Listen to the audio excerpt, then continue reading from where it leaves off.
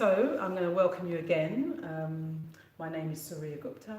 I'm the chair of the London Buddhist Centre, and this is the first event we're having called Ask a Buddhist.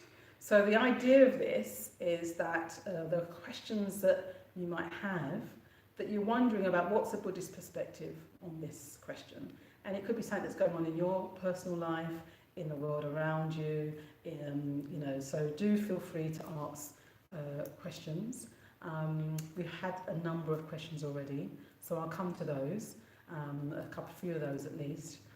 But for now, let's just arrive together. I've got this wonderful backdrop behind me. I might not always have this wonderful backdrop. If we go into lockdown in London, I'll be at home with a different backdrop. But for now, I'm at the Buddhist Centre with this wonderful backdrop. And I've got a bell, so we're going to, I'm going to ring the bell and we'll just take a few breaths together.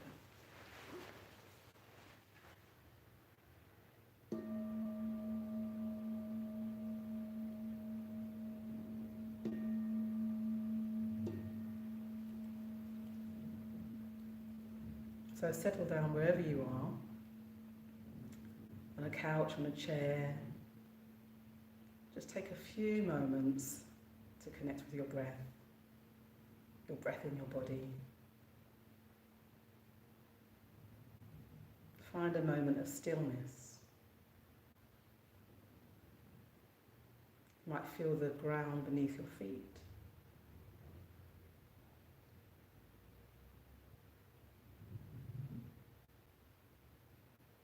Just get a sense of your whole body, standing, seated, and the breath that's animating your body right now. Okay. So just a few moments of arriving. So welcome, if you're just joining, my name's Suryagupta again, from the London Buddhist Centre, and this section is Ask a Buddhist. So I invited you the other day, just yesterday I think, to send in some questions that you had that you would like a Buddhist perspective on. So I've got a few questions that have been sent in. Thank you very much for doing so. I think one of the main questions that came up was around anxiety, how to manage anxiety and fear at this very particular, unprecedented time that's going on for all of us globally. So Leslie, Frail, Charlene, thank you very much for your questions around anxiety. I've been thinking a lot about anxiety as well, and I was talking to a friend yesterday, in fact, and she was telling me that some of the people she's living with were very anxious, and she was trying to support them. So she said to them, there's three ways to work with anxiety, and that's to do with physically, mentally, and then spiritually. So I'm going to just share a bit about that. But first, why is there so much anxiety, or how does anxiety get produced? And I think there's a few things that produces it, and I think we've got a perfect recipe for anxiety going on right now. One of them is when things are unfamiliar or unknown to us. So whenever I've been in a really unfamiliar situation or unknown situation, I can feel anxiety arising. So unknown, unfamiliar is a tick for recipe for anxiety, and we're in that right now, aren't we? Because no one really knows, what's going on with this virus, how it's going to manifest, whether it's going to affect us or not, and how.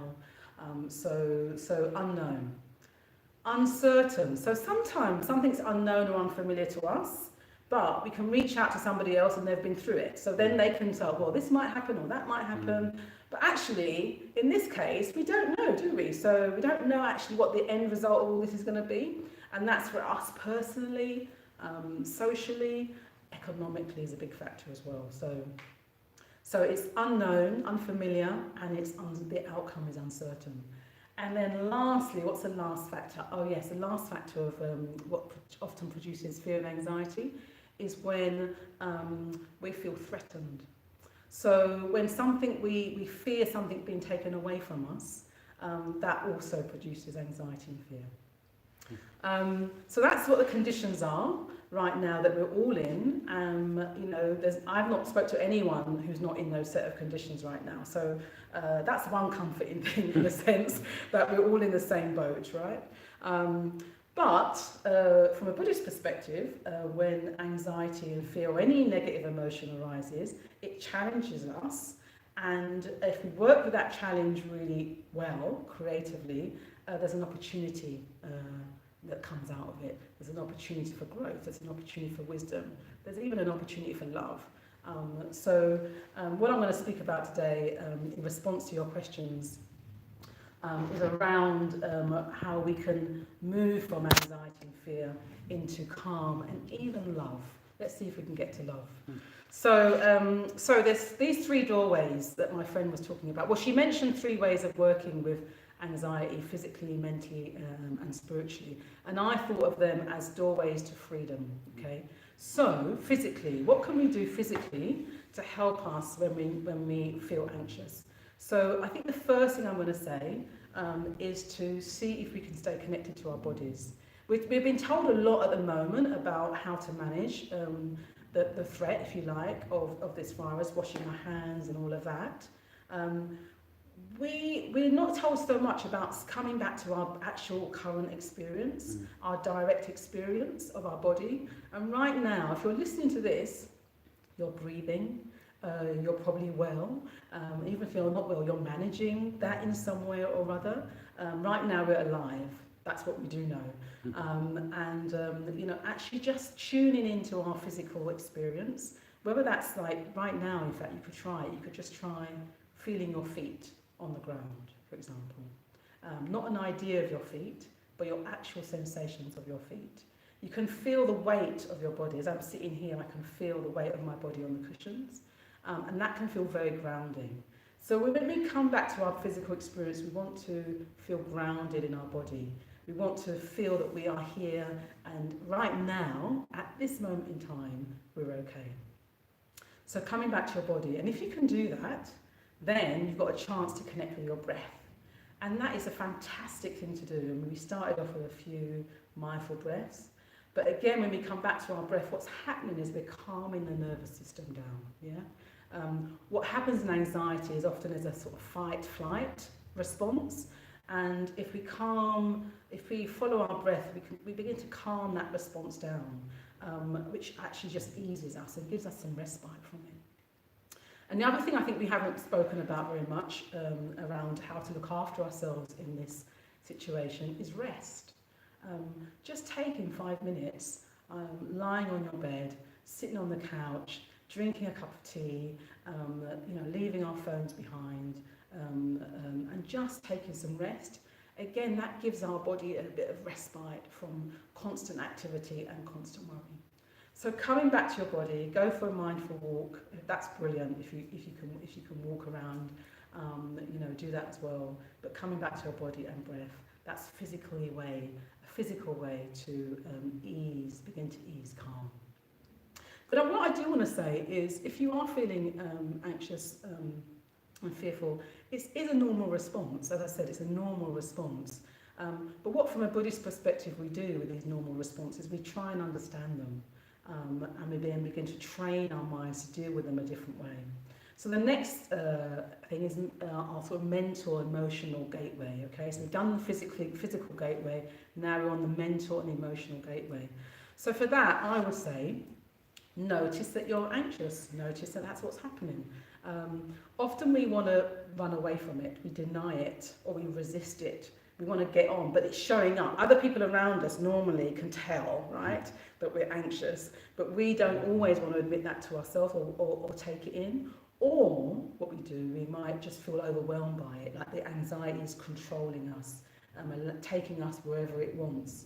So again, in getting to know it, in recognising it, you're not actually allowing it to control you or overwhelm you, but neither are you denying it's there. What we want to do is think, how is this anxiety showing up in my body? What kind of things do I do when I'm anxious? Just be interested in it, be curious. Just doing that, you'll notice something shifting in the way you're responding to it. And then once you've done that, I would say you probably will get a sense of what has been the catalyst, if you like. What are the conditions that have produced some of that anxiety? So I had an experience yesterday.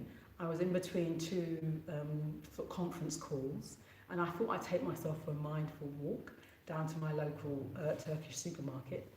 And I had a nice walk there. And I was there last week, and it was just full of products and people. I know the people on the cashier, and I always say hello. It's a friendly space. And so I walked there, and then was met with a long queue outside the supermarket. So I thought, this is unfamiliar. This has not happened before. Anyway, I queued up, and I was allowed in. And then when I looked at the space, a lot of the shelves were empty. There was a long queue at the checkout. The poor cashiers were just, you could say they were exhausted. And as I was going around, I only wanted to buy eggs. I didn't realise that was a real... That's right, you can't get eggs in London, it seems, at the moment. So I sort of was looking around, thought, there's no eggs, and okay, I'll get something else. There was no potatoes. And as I could see, everybody was in the same situation, looking for things and sometimes not finding the things that they wanted. And at some point, I stood there and I thought, we're all anxious right now. This is what's happening. There's anxiety in this shop. And I noticed it, and I got a few things. I left the shop, and as I left the shop, I thought, I came to the shop quite calm and aware, and now I could feel anxiety in my body. Luckily, I had a walk home, so I was walking, quite steadily home. The thing that actually, which definitely helped, and I was staying in contact with my breath, okay, so that really did help, the physical doorway out of anxiety. But the other thing that surprised me is as I was walking down my road, I saw there was suddenly this, well, it was always there, but I noticed it, this tree, and it had this immense sort of blossoms, white blossoms on this tree. And the blossoms, these white blossoms against the sky was really, strong contrast. And I stood underneath this tree and just took in the whiteness of the blossoms.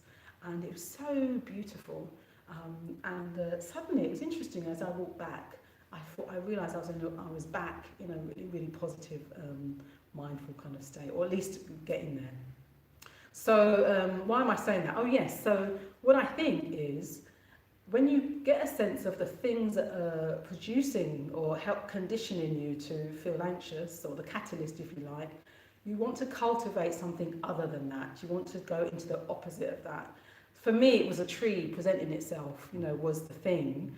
But if that wasn't the tree, I could have gone home and lit a candle, for example, or listened to some classical music, or even rung a friend who I knew would be really calm. Just do something that helps you out of that state. But you acknowledge the state first, you become familiar to what it's doing first. Okay, so we've done the physical gateway, then we've got the mental gateway, and lastly, we have the spiritual gateway. So what is this then? So one of the things about teachings, and what I always find about any spiritual teachings, and particularly Buddhist teachings for me, of course, is that they give me perspective.